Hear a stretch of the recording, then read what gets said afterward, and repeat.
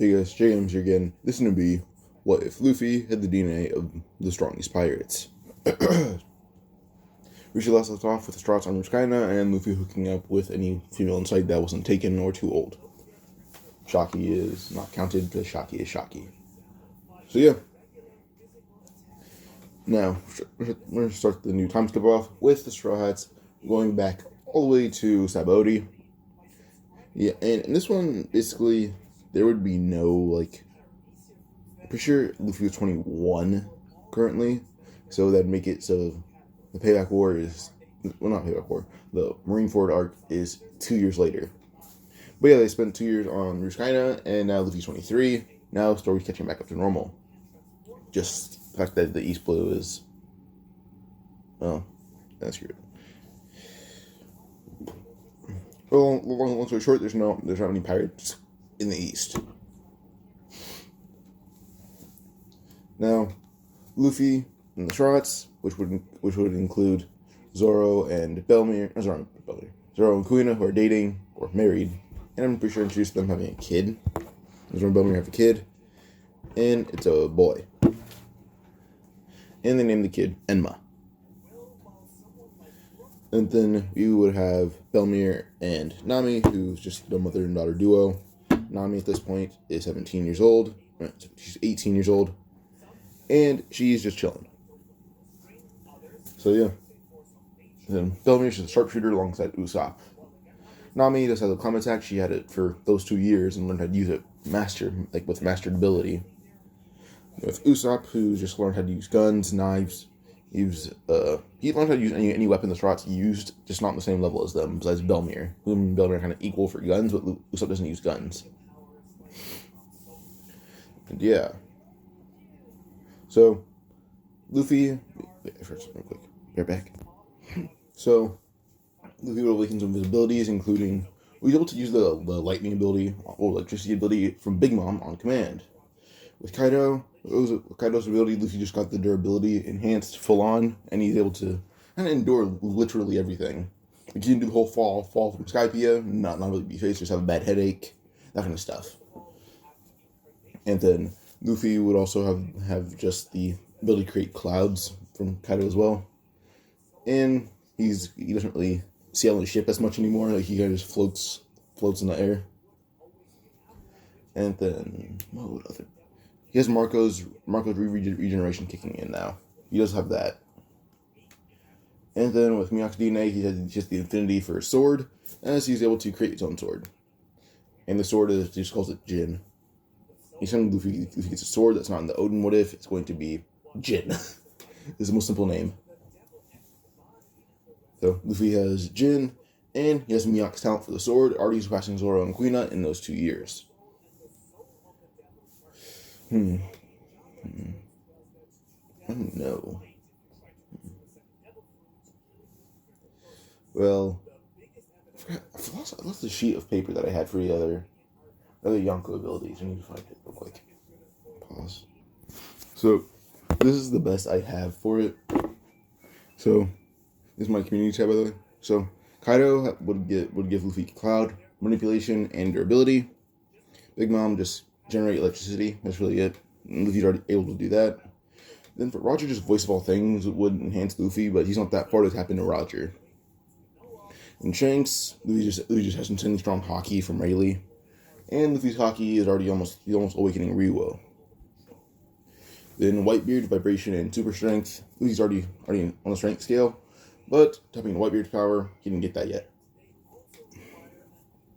Then I didn't mention Moria's ability to allow Luffy to not suck himself in, but make Luffy tap into people's shadows. Really, that's really it. And he's able to kind of read their thoughts, their movements, everything. Kind of like a enhanced Sharingan built with a shadow. So yeah, Luffy has that ability. Then Luffy from Bullet just really gets just super strength and mechanical knowledge. And Luffy did awaken Doflamingo's ability to just control threats, like Best Genus from My Academia. Then Luffy would get Observation Hockey and Mihawk. He gets Observation Hockey from Mihawk, and then Sword Talent. Then for Marco, he has regeneration, With Jinbei, he has the swimming talent of Fishman and Jinbei's talent for Fishman Karate and Fishman Jiu-Jitsu. That's really it. Now, Straws set sail and first stop Fishman Island. Rayleigh already boarded their ship, and now they're going down to Fishman Island. So, when they get to Fishman Island, Hody's kind of not really on his rant of I hate humans thing. Straws got a pretty big reputation. They just had to set Odie first because they were all together. So, yeah. We have Brooke, who all Straws all have hockey. They all have some form of armament hockey. Nami would infuse armament hockey into her, just thunderballs to just make them strike harder and do more damage. And Belmere infused hockey into her bullets. All her bullets are encoded in armament hockey, so Dolphin users will always be affected by them in some degree. But yeah. Luffy has the most potent armament hockey, then we have Zoro in second place, actually. Zoro, with his armament hockey, is actually able to... His armament hockey has a more flaming appearance. Instead of having Ryuo, the hockey just kind of flares up like flames, and then he does that stuff. But I'm going to go over how Ace and Sabo are doing. Ace actually was able to take Marco's position as not as vice commander, as second in command of the crew, aside from Whitebeard. And Ace kind of just actually asked to challenge Marco for that position. Marco not knowing how strong Ace can get. Ace was already able to contend with Marco before Ace was even on the crew. But now Ace was on the crew for a while, learned different forms of hockey. Well, Billy Nagari for sure said he went back to the east, and Brooke did for a bit too. Fred said that. But yeah, so Ace was able to fight Marco and almost killed him because Ace had a new technique that he called Amaterasu Fist. It's basically Ace fires out black flames from his fist, and they don't extinguish until Ace commands them to. That's basically Ace's flames mixed up with hockey, and yeah. Well, the flames end up shooting straight through Marco and don't evaporate or go away until Ace disperses his hockey. Well, that Ace is second command, and yeah. But he lets Marco keep his division, just not his title as second in command of the crew. And Marco would admit, Ace would probably, if Whitebeard got any more sick, Ace would destroy him completely. While Whitebeard can't get those flames off of him, Ace will destroy Whitebeard currently because the flames won't get off Whitebeard unless he goes himself in hockey. So yeah, now Sabo with the Revolutionaries. Sabo is actually in second command still, but he's more or less something the world government fears because he's fought a lot of people, and he even went against some admirals, that being Kizaru and Akainu, and was actually able to smack Kizaru into the ground ruthlessly, and Akainu had to say that Sabo almost broke his bones horribly. So, yeah. Sabo's hockey got insanely strong with Dragon. Ace is on the verge of unlocking Ryuo along with Luffy, and Sabo's already master of Ryuo. And Sabo just already has vast knowledge of the world and just different things. So, knowledge combined with his insane martial arts he learned from Luffy, and already almost perfect hockey, it's going to be hard to beat. Well, Luffy can still beat them both. It's just Sabo would have the best chance at beating Luffy. It's just Luffy's many abilities will be the best of Sabo. Yeah, no, Luffy. So, Strauss all get down to Fishman Island. They meet Jinbei. Luffy and Jinbei get along pretty well. Luffy learns better Fishman Karate, so on and so forth. And they stay there for the same amount of time. Just Hody's a little more fearful of Luffy because Luffy's bounty being at a good 800 million. As well, they can only assume that Luffy's off the grid for these 2 years to train only. So, they don't know where he is, but he's off the grid to train for 2 years. And with the fear of Luffy getting too strong, 800 million off the bat. And then, it's a command being Zoro. Well, they think Zoro's second in command, and they think Zoro's second in command, even though it's Belmere. Well, they think Zoro's second in command because he's second strongest in the crew. In reality, it's Kuina, because Kuina can actually command Zoro as she wishes, because she's Zoro's wife. Okay. If you're wondering about Zoro and Kuina's kid, Enma, he just stays with Chopper. Chopper's it's like Enma's glorified babysitter at this point. Not a pet, just Enma's babysitter. Luffy's able to help Chopper with his rumble balls because Luffy's insane knowledge. He'll be able to have Chopper just rumble balls. If Chopper ate one, he's now the size of a normal human in his base form. by normal I mean the Chopper's like 5'5", like a 5'5" reindeer with hooves and everything. So Chopper's pretty big. Then he buffs up to his full size, and he's the same size as Frankie. Or buffs up to his hybrid form, and he's the same size as Frankie. And then Chopper just boom. Luffy had grown to the same height as Brook. Luffy's around 9 feet tall at this point. So yeah, now eventually they do leave Fishman Island, but Hody does like just start trash talking them, and it leaves to Zoro slashing the air and cutting off Hody's arm as it was a warning. But yeah, back to the bounties. So Zoro's bounty behind Luffy at 500 million, and behind Zoro being Belmere at 400 million. Then we would have Sanji at 330.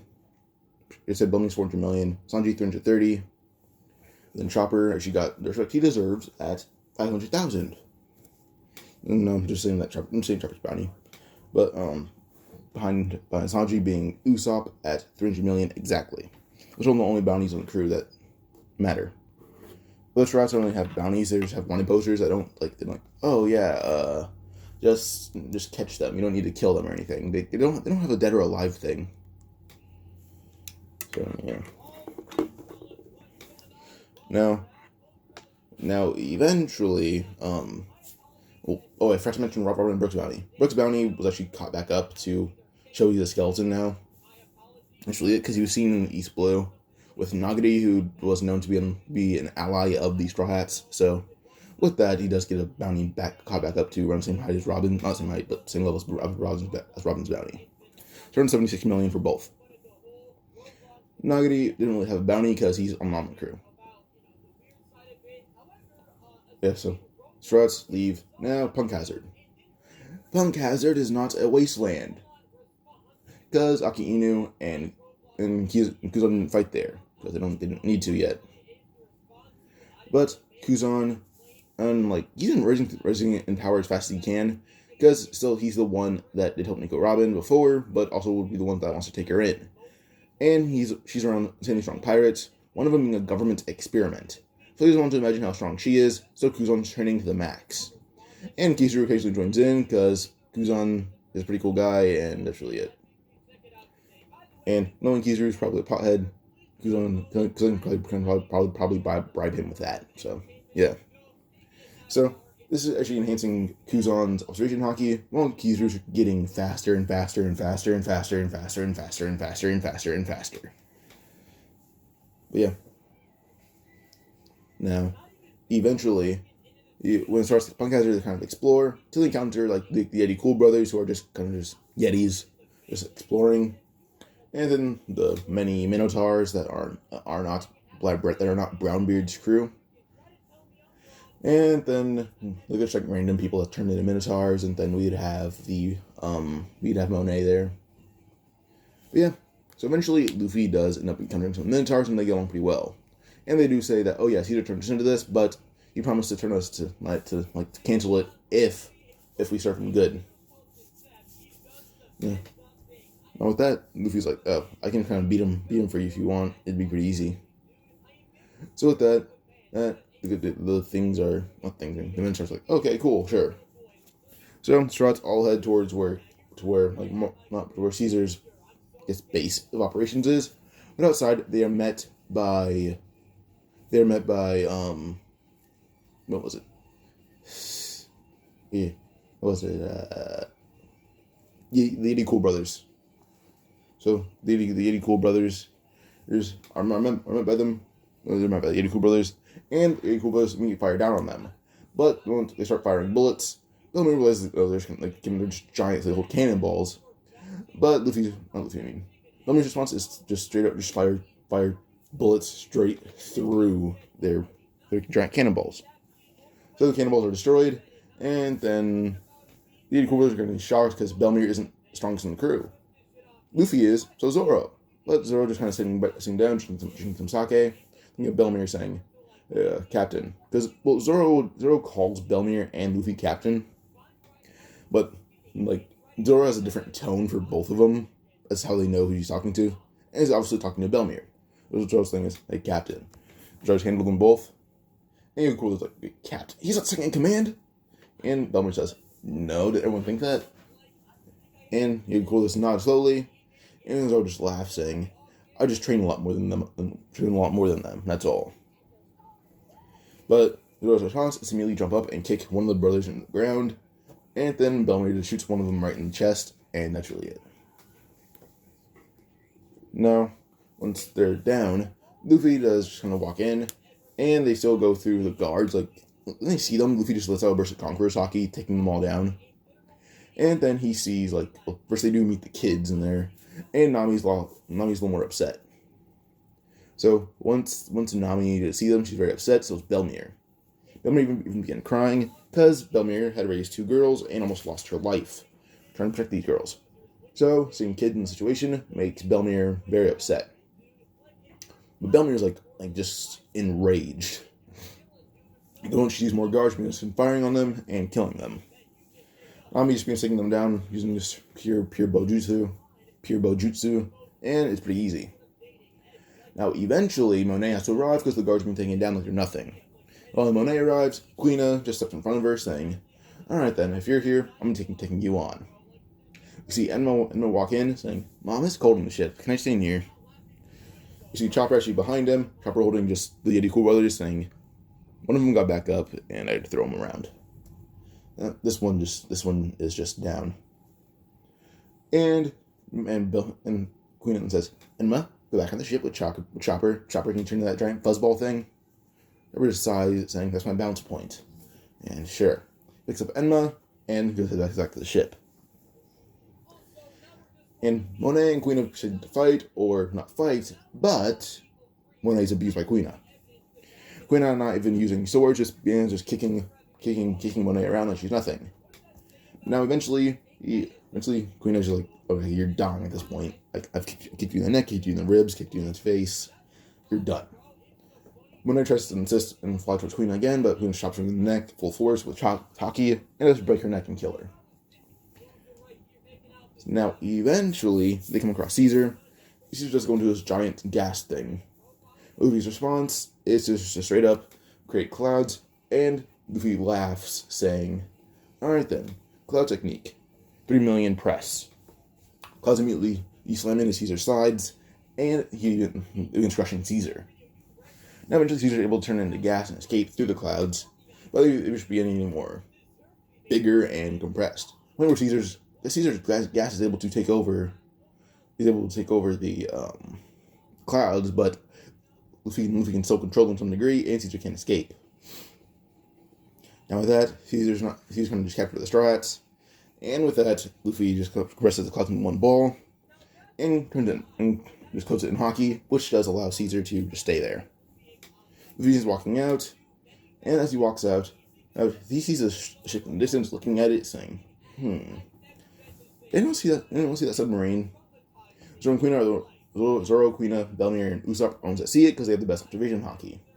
But Luffy straight up gets the DNA from Mihawk, and one of his eyes did change like the Hawkeye kind of thing. But with Luffy's weird DNA, it more or less doesn't stay like the Hawk, but more like a sniper scope for an eye. That's what it looks like. And it's just bright red. So with his observation Haki, he's able to kind of just see it pretty easily. And Zoro says he sees it as well. So with that, Luffy just appears right in front of it, not on top of it, and slams his fist in through it, and grabs Mira's person, pulling them out. He pulls out Beppo, and Beppo begins freaking out, saying, Captain, he took me. Immediately, Luffy would hear someone say room, but Luffy just disappears again, appearing back on the mainland, holding Beppo. Now the Heart Pirates can't really fathom how fast this person is. But Law is able to tell it's Straw Hat Luffy. And Luffy is kind of just known as a tyrant. Or the Tyrant of the Sea, Demon. Whatever you want to call Luffy, he's still pretty strong. Now, Law is actually immediately able to just yell like, Hey, we're spying on Caesar, not you. Can I have my polar bear back? Luffy then says, "Oh yeah, sure." And then throws over Beppo. Law catches him, and Law goes to just dock right by the Straw Hat ship. Eventually they begin talking, and Law and Luffy get along pretty damn well. Just Luffy's a little more wild, but their personalities are very similar. And Law is slightly smarter, but not by a lot, so it doesn't really matter.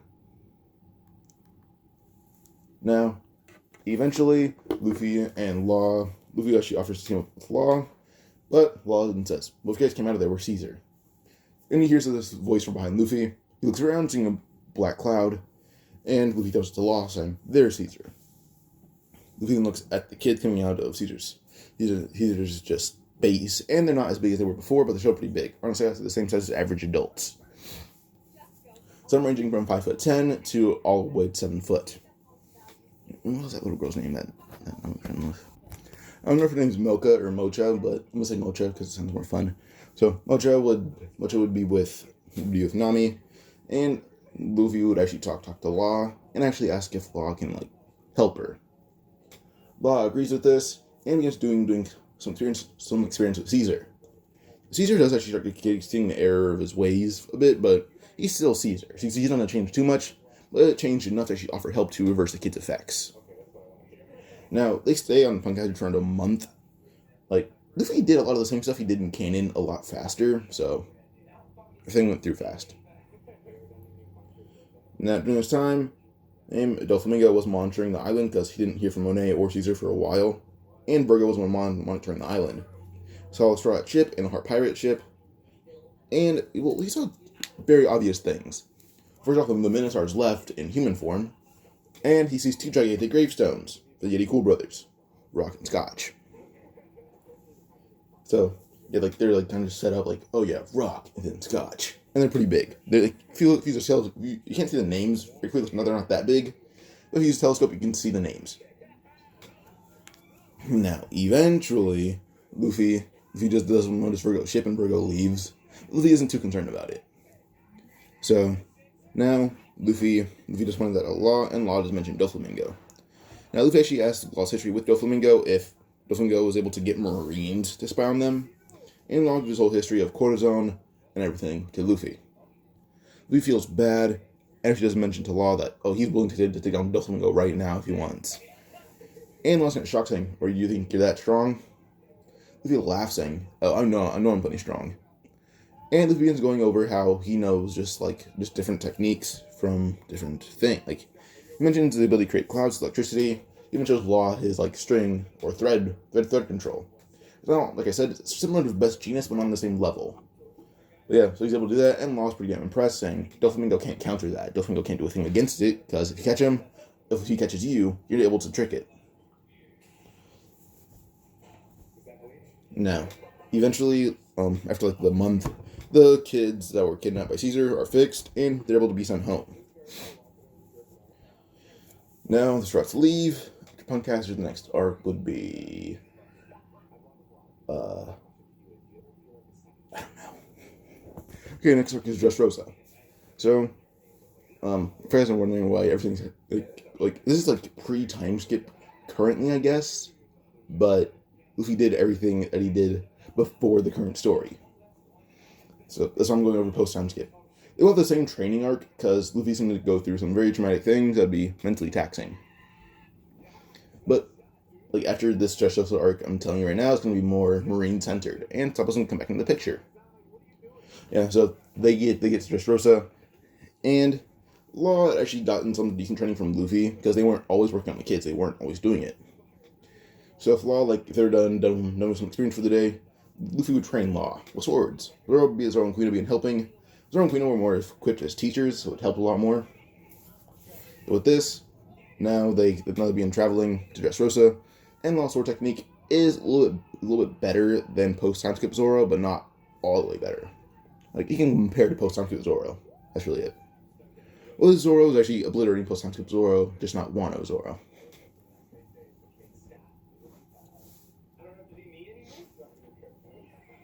Okay, so Dressrosa. So when they get there, they still do everything the same. Just Luffy is not Lucy, he just calls himself Lucci. And no one really knows who CP9 is, besides Doflamingo. Just quite literally just Doflamingo. That's really it, so yeah, it doesn't really do much. Luffy calls himself Lucci. Frankie and everyone else has their same disguise, but instead of Luffy just being the only gladiator, it's just Luffy, Zoro, and Chopper. Kuina is actually just disguising herself as a humble mother with Enma. That's really it, because Enma's 2 years old. So yeah, Zoro doesn't have like the same scruffy beard that he has. Like Zoro started growing a bit of facial hair, just didn't have time to cut it, so he said that facial hair would help a lot. But Luffy just makes it the law on Luffy and Caesar a little bit, because Caesar's actually getting along with the tribes pretty damn well. So they're able to actually help the beard a lot. And then Luffy has that same little old beard. But he's is not on Dressrosa, but some random old man. Luffy helps him the same way. None of these guys try to actually intimidate Luffy. Luffy uses sheer height and muscle mass scare them, so they run off. Because Luffy's about, not as buff as Zoro, but 9 feet tall. So he's very intimidating. Zoro's a basic, 6'5", I'd say. 6'5" is not basic. I don't know why I said that. Yeah. Keep in mind Zoro's 18 and he's 6'5". But now, on the Gladiator, Luffy goes through the same matches, just in one single blow, he takes everyone down. Now, final fight would actually end up being the king with that insane punch. Bartolomeo, Chinjo. Let's say he's there for God's sake, Chinjo. Now, Chinjo does recognize Luffy and is very impressed with him. So he loves Luffy and his Hoppo Navy use of martial arts. Sai and Boo are there. Then Zoro and Chopper. And when Luffy, also Cavendish. When Luffy sees Chopper and Zoro, Chopper doesn't say his name is Chopper, he says Choppa. And then Zoro just says his name is Koshiro. So, yeah. No, Luffy then says, oh. He says hi to... He's no one really hears him when he says, unless you're in the ring. Luffy would say hi to Zoro and Chopper saying that. And they say hi to Luffy. And Cavendish, Bartolomeo, and the king already know who Luffy and everyone else are, and they're kind of intimidated now. And they just laugh saying, Luffy, my indirect son, how are you? People laugh saying, damn, Chicho, you got old. Also, how's your head? Because Luffy had fixed it, I'm pretty sure. Pretty sure Luffy went to the whole Hoppo Navy kingdom with Belmir and was doing his martial arts shit, so, yeah. Now, eventually, the fight would commence, and Luffy's first opponent being Chinjo. Luffy and Chinjo fight, and Luffy using his Hoppo Navy techniques, and they're fully mastered, plus Luffy's able to use the electricity. Well, Chinjo's being beaten. Initially just delivers a very good elbow to Chinjo's neck, and using just Hoppo Navy techniques, is actually able to stun to kind of just give the effect that Chinjo broke his neck, the effect that he did. That made him just fall over, not being able to move anything from the waist down, from the neck down. Wasn't paralyzed, but felt like he was. So he was eliminated, and then Zoro ends up fighting Bartolomeo. And Zoro cleanly cut through the barrier and gave Bartolomeo a pretty good scar. And with that scar on his back, it's not looking well for Bartolomeo until he gets medical treatment. Cavendish and his horse are abused by Chopper. The horse ran at Chopper. Chopper went to hybrid form, picked it up, and slammed it on the ground. Then Chopper went back to his normal form and began punching Cavendish in the face with his hooves. Eventually, he's able to uppercut Cavendish, and that just gives him a good old knockout. Now the king, Luffy just says, alright then, your punch versus mine. The king would ready his punch, Luffy ready his punch with Haki, and then when the punches clash, that just lets out a giant shockwave. And Luffy has to admit, if he didn't use Haki, his arm might have actually broken. While the king's arm is broken. But Luffy would laugh, saying the king's punch is pretty amazing. The king could have probably beaten Luffy if Luffy didn't have Haki. The king just chuckles, saying, alright then. Well, it was an honor to know that the great Straw Hat Luffy respects my strength. Well, he walks into the water like Chinjo and everyone else did. Well, Chinjo didn't walk in the water, kind of just rolled into the water.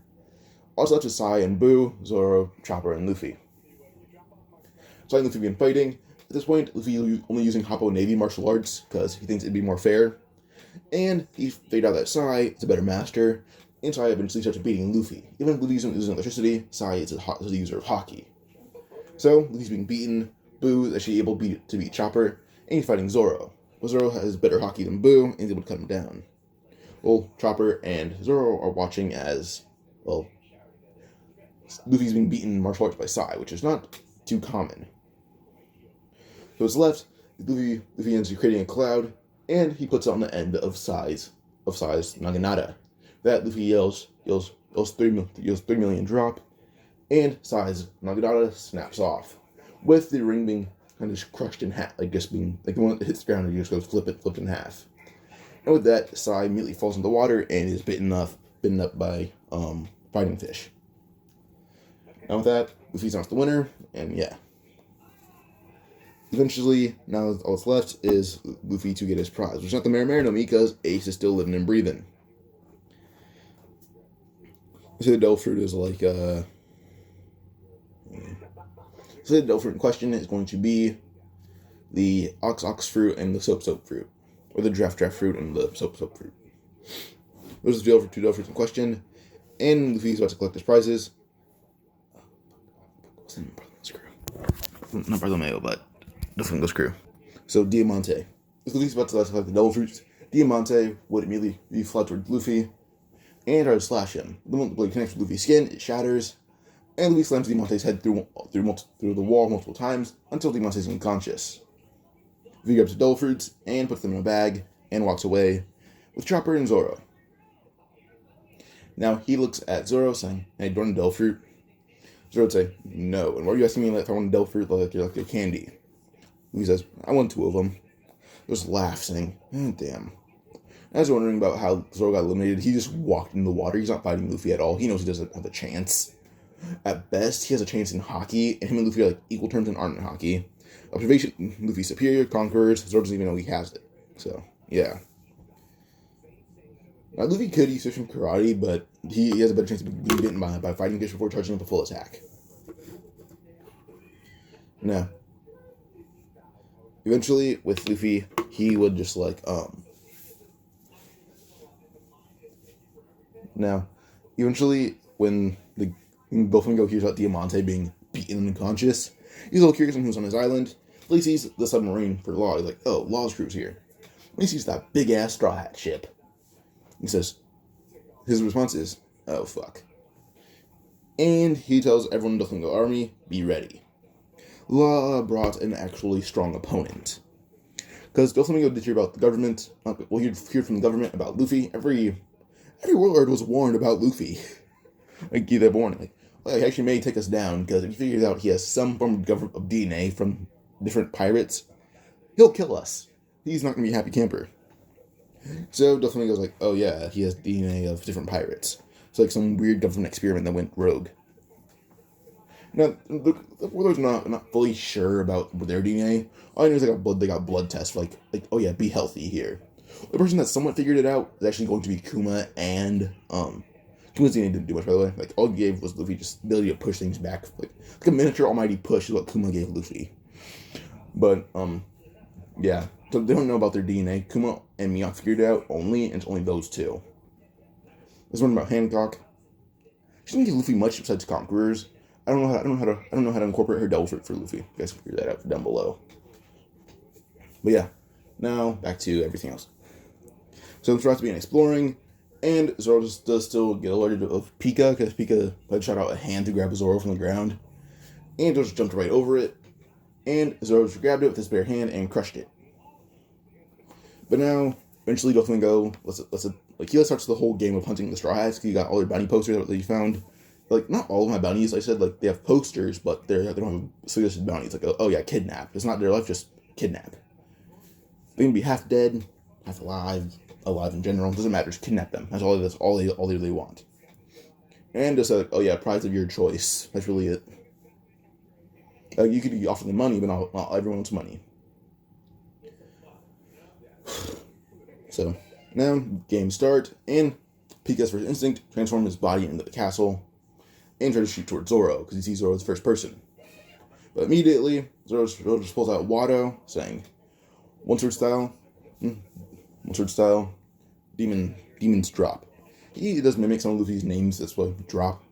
Zoro basically does, he jumps in the air, and then slashes down full speed, either with all this hockey charge into the blade. But the slash immediately cuts almost the whole castle in half, the whole mountain of it. Almost cuts it in half, but he's able to just cancel out a lot of it just the moment Pika's cut. And with that, the hockey begins dispersing, just really makes a large indent on the castle. In the mountain in general. Where Pika's cut in half, and Zoro ends up pulling out the other two swords, and begins cutting up Pika, and with his sheer speed and strength, he cuts through it like it's butter. Which eventually does find Pika just shoves his blade through his chest, killing him. And Zoro landed on the rocks and holds Pika's body. When Frankie vs. Senior Pink, no, honestly, it's not even a match. Eventually, Frankie does just fight Senior Pink, and Senior Pink's like, oh yeah, I'm strong as hell. But Frankie has Hockey and is obliterating him. So Frankie's kind of using like his observation Hockey a bit because Senior Pink's like a better boxer, while Frankie just has Hockey in his moveset. So Senior Pink has superior martial arts, Frankie has superior Hockey. It's really how it's going. But eventually, he's able to knock Senior Pink on his ass, and Senior Pink's coughing up a little bit of blood. But Frankie and Senior Pink go along pretty well. Eventually, Frankie actually picks up Senior Pink and goes to a nearby bar. As he goes to the nearby bar, he's able to actually find some drinks, and Senior Pink and Frankie actually have some drinks. Senior Pink can't really drink it because he's tired, but it works. And then Lao G. Let's say Lao G would fight. Let me find all the fights in Dressrosa. One of the only fights that seemed most notable was basically Usopp, Robin, and Caesar versus Fighting Fish. Usopp and Robin versus Tontadas. Then we'd have Sanji versus Doflamingo for that brief clash. Then Law versus Doflamingo because Fujitora isn't there. And then Zoro versus Pika just happened. Baby 5 versus Sai. Well, Baby 5 and Buffalo versus Sai. But yeah, so I'm gonna go over Sanji versus Doflamingo. Sanji and Doflamingo are clashing. Doflamingo's like armament Hockey is a little bit stronger, so it works a little bit differently. But Doflamingo has to admit, Sanji's insanely powerful. Now eventually, Doflamingo's kicked right across the jaw, having his jaw broken, but Sanji's punched right in the chest, having his ribs broken, and he's sent flying. Well, that Sanji's injury is a little more severe, so he rests for a bit. Allah helps him out, and he's able to at least give Sanji enough energy to get back to the Straw Hat ship and lay down. Chopper actually headed back to the ship just to look for Quina and Enma, found them, and just says, well, he'll take care of Enma on the ship.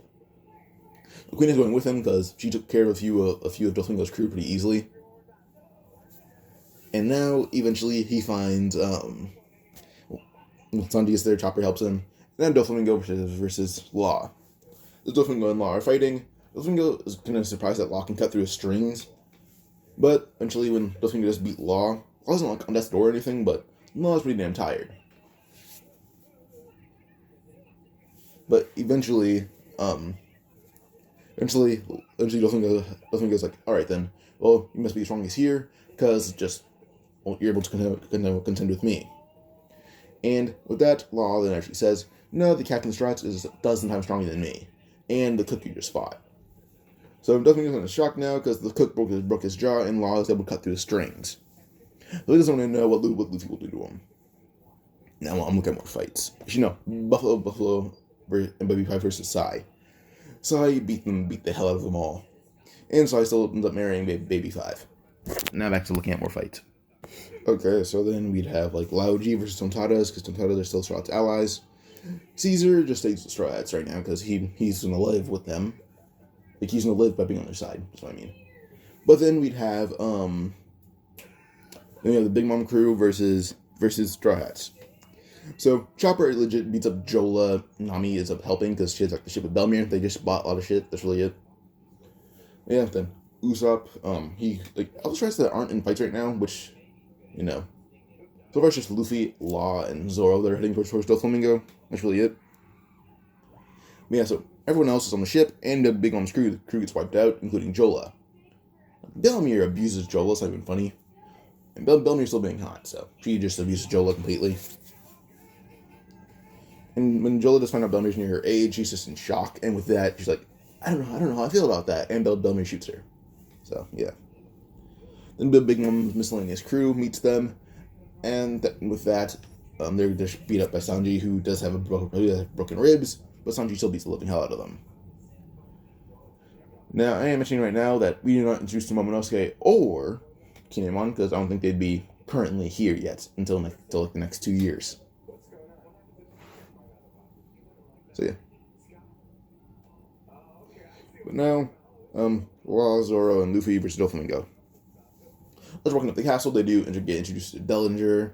The rest of the Tontadas beat Lao G pretty easily. But Robin helped with Lao G. But then we see Bellamy, Dellinger, Mock Vice, Violet, everyone else, and with that, Bellamy launches towards Luffy as fast as possible, and Luffy just uppercuts him, and he's sent flying through the ceiling. And everyone does know, to give Bellamy at that speed, it'd be insane. Dellinger's like 16, so he's like 14 right now. And Zoro just slams him through the wall, saying, "You're too young to be part of this crew, and why are you wearing heels?" And so Dellinger was slammed through the wall and is unconscious.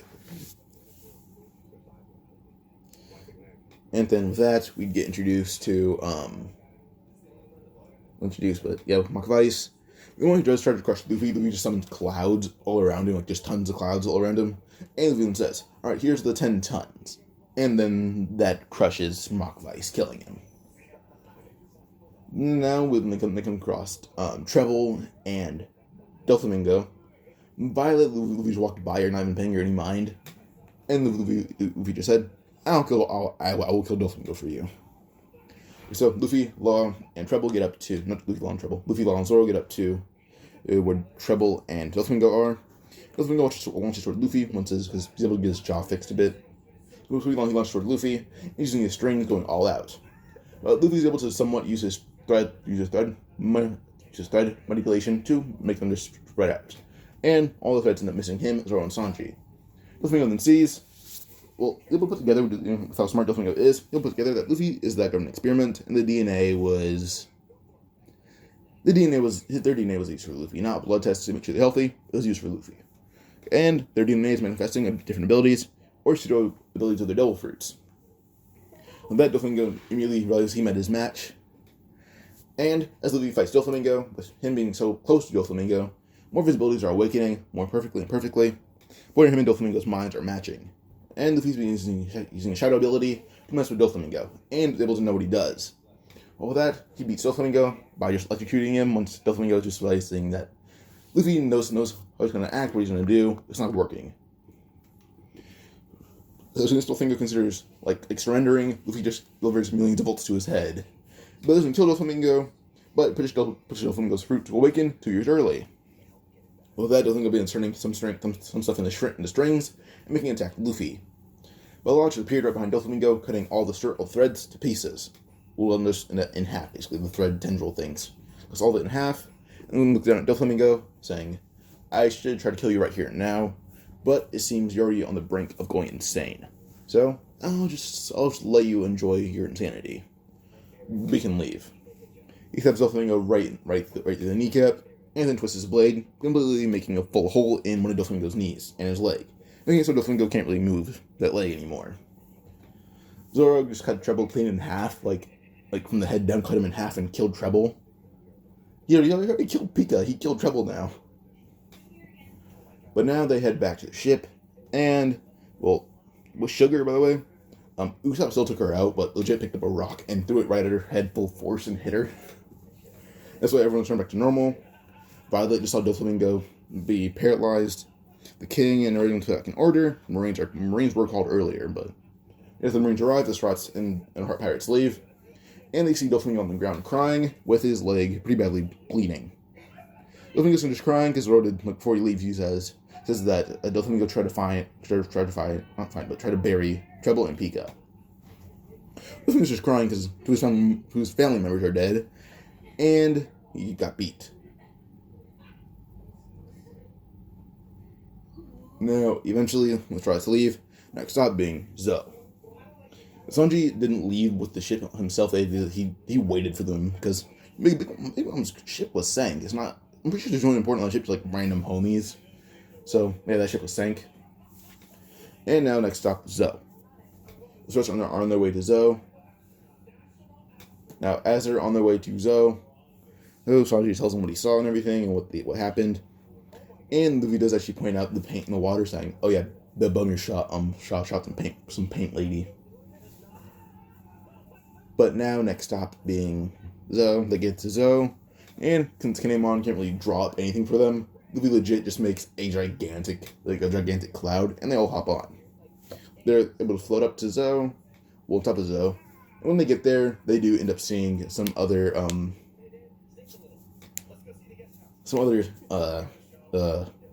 Minks.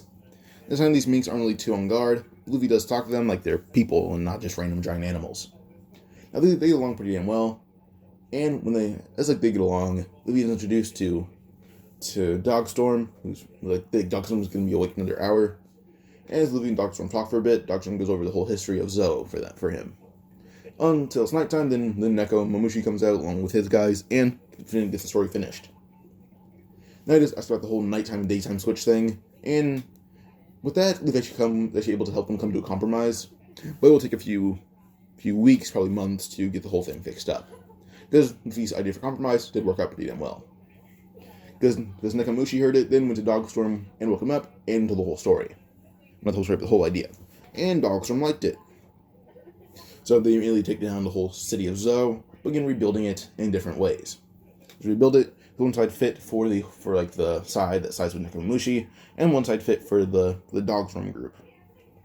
Once it's all finished up, Luffy was like, alright then. Well, that took like 3 weeks, but we're good. And yeah. Now, if you guys are wondering about why Big Mom attacked, well, the whole group of Germa had actually found out about Sanji's bounty, and they're able to find like some rumors of how strong he was, and they're amazed by that. So with that, they think that Sanji might have been subnegged, but his village were halted. And with that, him and Big Mom, Judge and Big Mom have been planning the whole wedding with Sanji and Pudding for a while. But Pudding was like 16 when she met Sanji, and now she's like 14. But they're kind of just plotting for them to know each other and then kidnap Sanji and wait till Pudding's at least 16 for her and Sanji to marry. So yeah. That didn't happen. Not going to happen yet. So that's why Big Mom attacked. Right now the goal isn't to actually just make Sanji marry Pudding, it's to kidnap him. And Judge is okay with that, because he doesn't care. But now we go to like just middle of the night, and Dogs from Nekomamushi. Luffy's able to find somebody for them to come into a truce and compromise as friends, not as family, but as friends. And Luffy gets their history after requesting it from Nekomamushi, and he goes over the whole thing with Odin, Shanks, Roger, everything, Whitebeard, this whole thing. And Zoro and Queen are amazed by this. Well, Luffy is as well. Robin, Zoro, Luffy, Queen, those four are amazed. And they're introduced to Poneglyph, and Poneglyph that they were introduced to so far. Robin reads it. He taught Luffy how to read it. And yeah. Yes, so Luffy is able to read some of it, not all of it, but read some of it. Robin teaches Luffy a little bit more of how to read Poneglyphs. Robin reads the full thing. And they're doing pretty damn good. And that's been around 3 months. And Luffy's like, alright then. Well, it's not 3 months, 3 weeks to just rebuild Zou. And Luffy being a pretty damn good architect, and Robin's the main architect, but Luffy's a pretty good architect and shipwright plus Frankie and Usopp. So Robin gives advice, then Luffy, Frankie, and Usopp build it. Now they rebuild Zou perfectly, and this leads to a compromise between each part of it. But now Luffy actually does ask a request to learn the electro ability, like the whole thing that Minks do for electricity. And Chopper immediately learns it because he's the best. He's not a Mink, but he's closest to a Mink on the crew. Now starts to learn a pseudo version of it, which just pretty sure electro is like static electricity, just weaponized.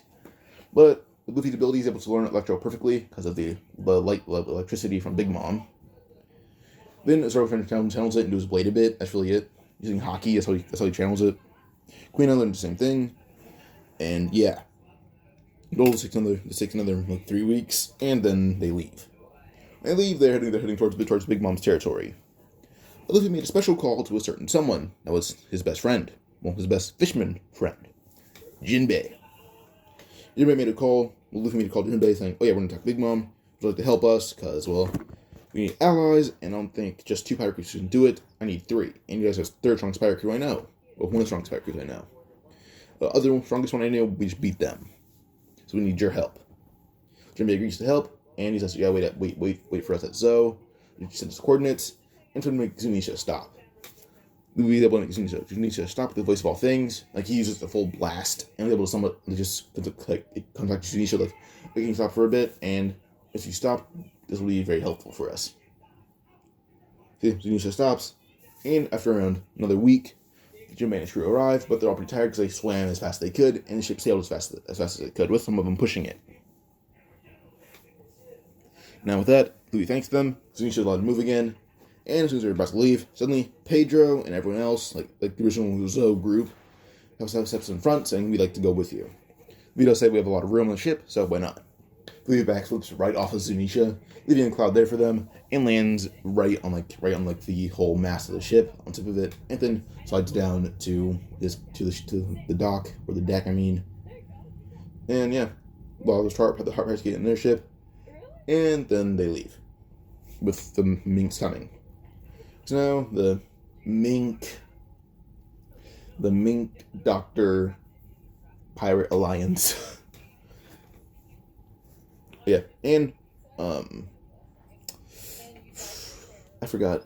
Bebo learned more about Electro and was able to do it better. When he uses Electro, he's able to channel Hockey into it, and he turns it into this. It's called purple Electro. Now back to everything else. So they get to Big Mom's territory, and they do encounter the Germa ship. Sanji he's not on the deck right now, but it's only Luffy, and Luffy went fishing. And Luffy is able to eat the poisonous fish without being poisoned, because Luffy's body's weird. Now they do come across Reiju and what's Sanji's brother's name? So they meet Yonji and Reiju. Or Reiji. So I'm pretty sure it's Reiju. So they meet Reiju and Yonji. Yonji's green. And Yonji's doesn't like Luffy knowing who he is, but Luffy does say, he does say that because they asked about Sanji, and Luffy says, "Oh, we didn't bring Sanji with us. He stopped somewhere, and he says he'll meet up with us." Now, the German didn't believe this, but Luffy is actually a very convincing person, plus a lot of charisma, so they can believe it. Eventually, Reiju just kicks Luffy, getting the little bit of poison out of him. All the poison would have done to Luffy, actually, because his body give him a little bit of a stomach ache. Really, that's really it. But with that, Luffy didn't really care, and when Reiju kissed him, he kissed back a lot. Reiju just blushed, and Luffy laughed as she left. But then we have Yonji jump down, trying to kick Luffy in the face for doing that to his sister. Reiju actually liked it, but Yonji didn't. And as soon as he went to kick Luffy, the moment kick landed, his foot was dented all the way up to his kneecap. Well, from all the way to the middle of his shin, dented up to his kneecap. So immediately he got panicked, and now all the Vinsmokes, well, not the Vinsmokes, but the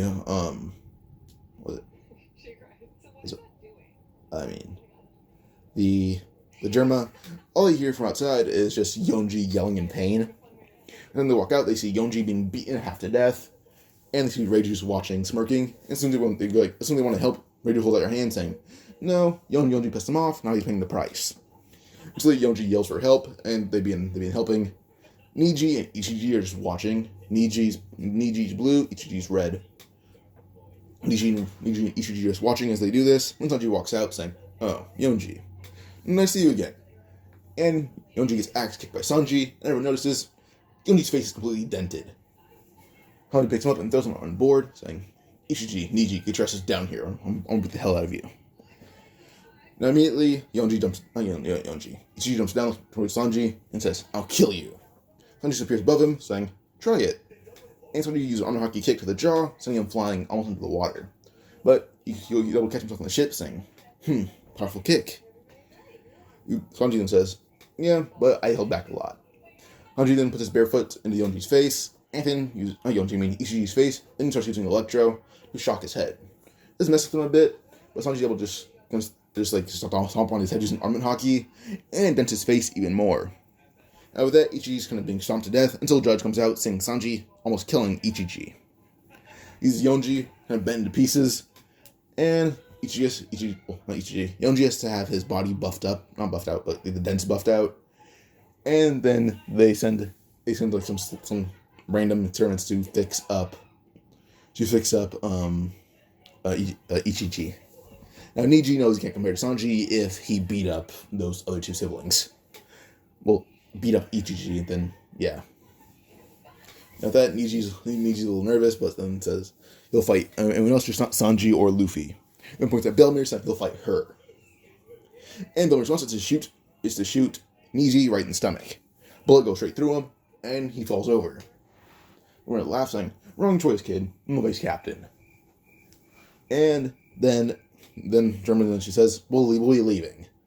And then they take their leave, because The siblings were all down except for Reiju, who's not gonna do a damn thing against them. But yeah, now they head to like the main island, and they just go through Big Mom's territory. They do meet Pudding and everything. They do meet other siblings, and everything goes according to canon. Just Sanji doesn't leave them because, well, as soon as death is threatened, Sanji then says that he'll kill Judge himself. And Judge's kind of nervous about that because of what he did to his two siblings. Somewhat to Ichiji, and a little bit to Yonji. This one axe is able to just dent Yonji's face. But now Big Mom got word from Judge that the Sharks are in her territory, one of the islands. So she's a little worried, so she just sent out some ships to, take down these kids. Those ships are all on territory. Luffy has to wear disguise, the Minks. And Pedro still recognizes one of his old crew members. Well, as soon as they hear that there's a poneglyph here, Luffy's new goal is not to take down Big Mom, find that poneglyph. So Luffy sticks Robin, so Pedro, Robin, Luffy, and as we talking about Enma and Quina and Chopper. They're kind of just sitting in like a daycare. Like Chopper and Enma are there, and Chopper just say like, oh yeah, he's Enma's like babysitter, so he stays there. But Chopper is a reindeer with strong hockey, so it doesn't really matter. Yeah, so Robin, Luffy, Pedro, Wanda, and Brooke. That's the team. Now, as they're able to get into Big Mom's castle, I think getting there's a little legit just Brooke slicing a big hole in it pretty fast, and then they walk through. Now, I'm finding the name of Big Mom, like some of Big Mom's main kids. Okay, so first person they find actually being Cracker, as Cracker's in the castle. And as soon as Cracker sees them, he starts to start a fight with the Cracker soldiers. But Luffy says that he's gonna take the fight outside. Come on. When they walk outside, Nami is actually with Belmere, and Belmere trying to follow Luffy because she's worried about him. But as soon as they start fighting Cracker, Luffy's just insane endurance was taking advantage of Cracker. And Luffy had seen Nami in the bushes, so Luffy made a cloud and then winked at her. She immediately sent like one of the lightning balls into it, and that created a gigantic thunderstorm. But the cloud was only over Big Mom's castle. Now, this may be a reach of what I'm about to do, but I like the idea. So as soon as Cracker's stuff begins getting rained on, Luffy's gonna punch it to pieces, and he eventually does one-shot Cracker like Bellamy the second time. In the anime, like he punched Bellamy, that's the way he punched Bellamy, he does that to Cracker the moment he gets in contact with him. But now we see a certain Katakuri step out, and we see Luffy and Katakuri being kind of just sparring with each other a bit. Eventually he's able to kick Katakuri in the air by shock, and Luffy, hoping this will work, he yelled out, "Gun Falls." That Gun Falls being turning his mantra to be the same as Enel's, but greater. And it worked. He's able to sense that brief yell using just concentration haki, or mantra, and he just shot lightning down to where it came from. If you guys remember, Gun Falls got Enel's double fruit from Luffy, and he didn't let it go to his head, he used it for good. As soon as the lightning bolt got shot down, straight through Luffy's giant cloud, it got to Katakuri, and he felt like, Gun Falls felt like he was hitting something, so he kept the lightning bolt going because he felt it wasn't Luffy. As soon as Katakuri was electrocuted by that, Luffy puts his hand in lightning using Electro, a mixture of Big Mom's electricity ability he got, and then shooting it more, even using Haki into it, and Katakuri's being taken down this way. And he couldn't really avoid it, it was just one gigantic ass lightning bolt hitting him. Even if he jumped a certain way, the lightning bolt was still going to be in that way. So Katakuri's just being electrocuted this way, and eventually starts yelling. Daifuku, Oven, and Perospero come out, and see Katakuri in this form, but they see what it's doing to him. The width, length, and everything of the whole lightning bolt, they could tell Katakuri would have tried to avoid it, but he would have been caught in it regardless. Oven attacks Luffy, but the moment the punch connects, his ribs are broken. Not his ribs, his hand's broken. Not Luffy's, Oven's hand. And I did believe it's like cinch mark, but Luffy wasn't fazed by it. So Pedro began fighting Oven, and was able to cut him on the chest. But Brooke was able to just walk up to him and just stab him right in the stomach, and then look at Perospero. But Daifuku got in the way, and Belmere just immediately began shooting up the genie, and then hit Daifuku in the neck, almost killing him, but he just bleeds on the ground. Now Perospero versus Luffy. Not Luffy, Perospero versus Brooke. and Paris began fighting, and eventually Paris was the loser. But the Notch Slash got the best of him. Now eventually Gone Falls cancels out Lightning Bolt, and would nod and say, "There you go, Straw Hat." If he didn't hear it, but he just thanked Gone Falls. Now Katakuri fell to the ground, basically getting burned, and his body has a pretty damn big burn mark. Now eventually this leads to Katakuri trying to sit up, but his body's just too weak. Luffy sat on top of him saying, "Alright then, well, Big Mom's crew, who supposes has the most allies. Well, turns out, I don't have a lot of allies, but I have the strongest. So, Katakuri, would you mind telling me where your mom is?" Katakuri just says, "Never." The response is just to punch him right in the face. And Luffy picks up Katakuri, saying, "Alright then, well, I'll give you 1 hour to recover. How's that sound? That mean you can have a fair fight." Katakuri decides, saying, "Fine, it won't be a fair fight, but it'll be a damn good one." When suddenly from behind, Luffy starts to be stabbed right in the back. But Nami, as she just grabs whatever's about to stab Luffy, and is able to dent it a bit. Dent it up, and with that, the stab barely misses Luffy's neck, because Nami's able to twist it. So, basically who tried to stab Luffy was Judge. Judge jumped from the tree trying to stab Luffy, but Nami's able to bend it. Now Judge immediately went to punch Nami, but Nami blocked it, and then kicked Judge right inside of his knee, breaking it. The Judge siblings, well, not the Judge, I mean, the siblings jump out of nowhere, going to attack Nami. Well, not Niji. He got shot through the stomach. But yeah, so Yonji tries to jump out, and he has a cast on his leg, but Bellmere shoots him in his other leg as he yells, "God damn it!" He falls to the ground, not being able to walk. And then Ichiji looks towards where the shooter is, but he is shot multiple times, almost being killed. Then Bellmere walks out, saying, "Alright then, you kids. Who wants to get up and try to fight again?" Suddenly Reiju goes for a kick from behind, but Bellmere takes it like a champ as she uses arm hockeys up her back, and her little foot is dented. And she's elbowed right across the jaw, and she then says, Bellmere then say, "One thing you should learn. In the new world, there's no hockey users. Attacks like that won't work on good ones. Take me for example. My captain could have avoided that attack if he wanted to. He's focused on something else though. And the spear most likely would have broken on his skin, so it wouldn't have worked regardless." He walks towards his Judge, who's just on the ground holding his broken leg, like, "God damn it, God damn it, God damn it." And Bellmere just kicks him in the back of the head. And Big Mom heard the ruckus outside, plus the giant-ass lightning bolt through a window. She came outside, seeing Katakuri being burned up a bit. And then she sees Oven on the ground with just a very badly broken fist and not stab mark, but just a giant stab in his stomach. And she sees Pedro and remembers him. But the next person she sees being Nami and Bellmere with the Judge siblings, or the Fintok siblings on the ground with bullet holes riddling them. And she sees a Judge on the ground with a broken leg and knocked out. She sees Daifuku, who also been defeated. And she's just amazed. She looks at Luffy, saying, "You must be the one that did this to my sweet little kids and my ally, Judge." Luffy had said, "I guess so. What are you going to do about it?"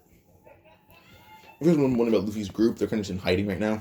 Some shots did follow Luffy because they had nothing else to do, and if they encountered Judge siblings, not Judge siblings, if they encountered Big Mom's kids, they didn't do much. Like, the only one who couldn't do anything against them would probably only be Chopper and Nami. Those are like two weakest links. There's also some of the stronger ones actually. There's Chopper and Nami is pretty damn strong for being one of the weaker links. So Chopper doesn't come across Moscato and beats him up pretty easily. And Moscato recognizes Chopper and goes in for attack. And Chopper just armor hockeys up his fist and beats the living hell out of him. But now Big Mom will be ready for a fight until suddenly giant arms grab her arms, and she is cut across the stomach. Zoro went for the chest, but forgot how big Big Mom is. But the just giant Onigiri head slashed her stomach. Luffy had the laugh, pulling out Jin and uncovering his very more sniper-like eye. Now Luffy begins fighting Big Mom, and Big Mom tried to use Napoleon because she's able to break out of Robin's grip. And the Onigiri didn't do too much against her, so he pulled out Napoleon, Prometheus, and Zeus means fighting Luffy. And Luffy's able to use his gigantic clouds to actually negate Zeus and Prometheus, because they can get through the gigantic clouds. They're also thick as hell. But I heard to mention Caesar. He just quite literally was wandering around with Law, because Law is just on the island investigating certain things. Because, there's a certain number of rooms on this riot ship meant for these people, and no one's allowed to sleep in Nakadi's room except for Enma. So, yeah. But Caesar and Law eventually came across the Big Mom castle, saying Big Mom out, and Caesar was able to see Zeus. So his response was to immediately jump right up, and he used a lot of his chemicals to go into Zeus. Now he learned a technique from Luffy, which basically he's able to control a bit of the chemicals. It was like a bit, not the chemicals, but a bit of the gas inside the clouds, and began messing with Zeus. Zeus is attacked and taking Big Mom instead, and Big Mom noticed that Zeus was out of whack, and noticed the stream of chemicals going towards Caesar. Caesar wasn't scared at all, because he's with strong pirates. He hopes are stronger than Big Mom, at least, because they beat Doflamingo. But as soon as Prometheus went on attack towards Caesar, he was suddenly cut into pieces by Law would say, "Hey Zoro, would you mind handling the giant sword thing? It's annoying." Zoro just walked right up Big Mom's arm and cut Napoleon in half. And Napoleon had died right then and there. And then we see Law who's able to keep room up, and it's just repeated slashing of Napoleon.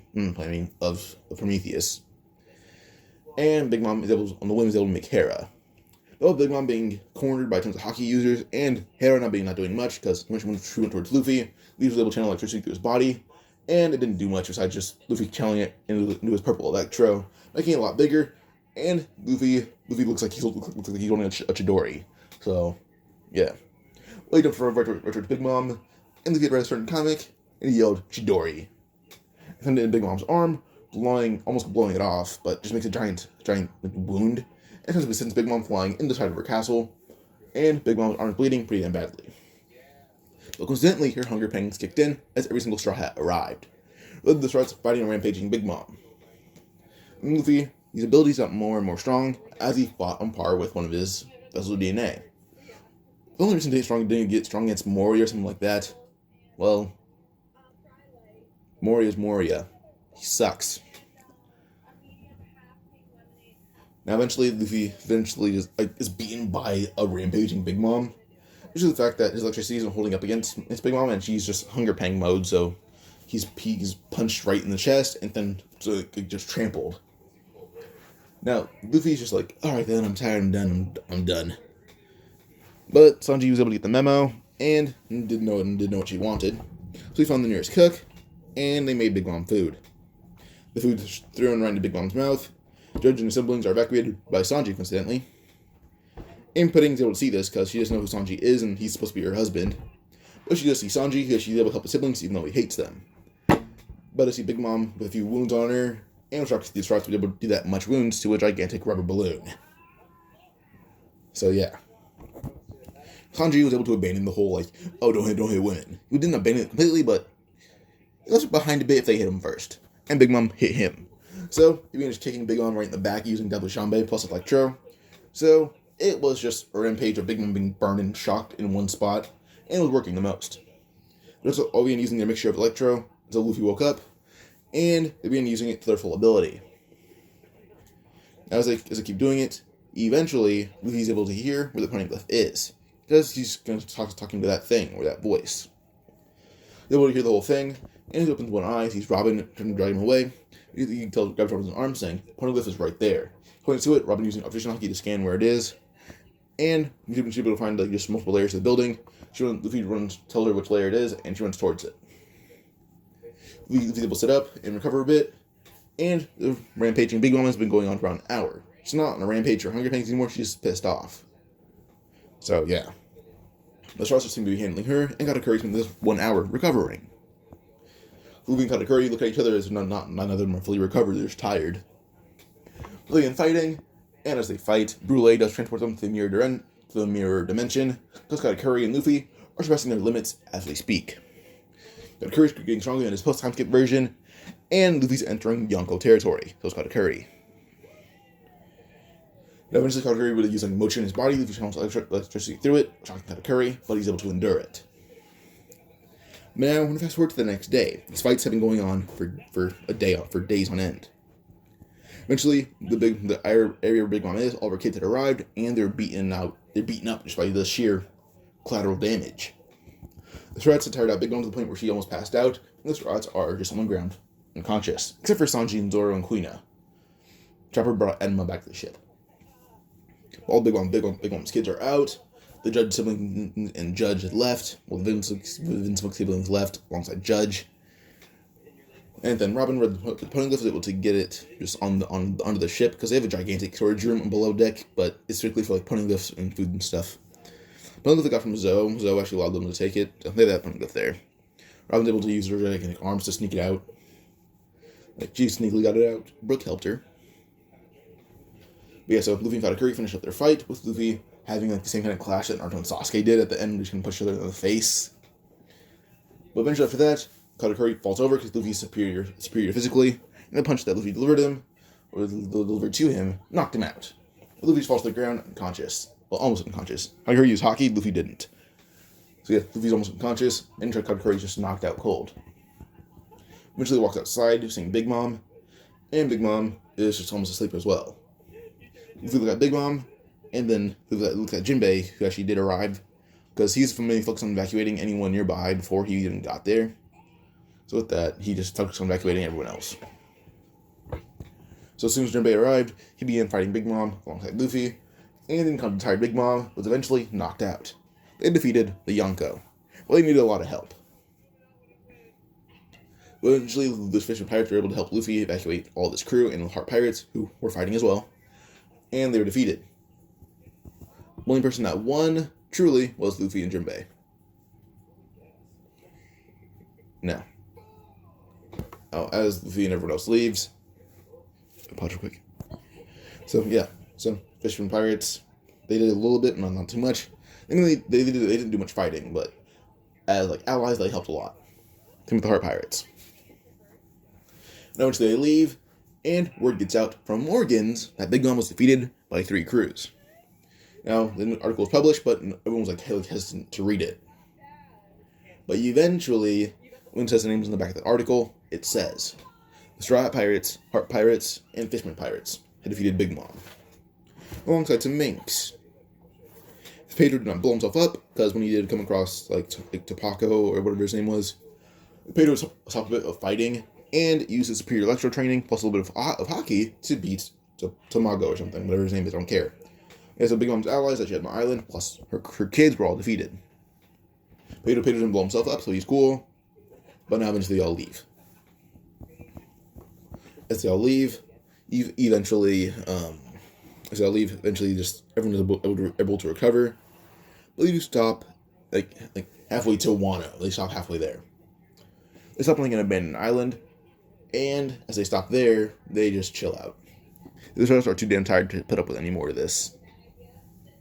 Caesar's with them as well, because Caesar took down Zeus. He's focused on controlling Zeus himself, and it's double as training. Luffy spent the day fighting Katakuri, as they both were growing in strength. And Luffy trying to awaken control's new abilities.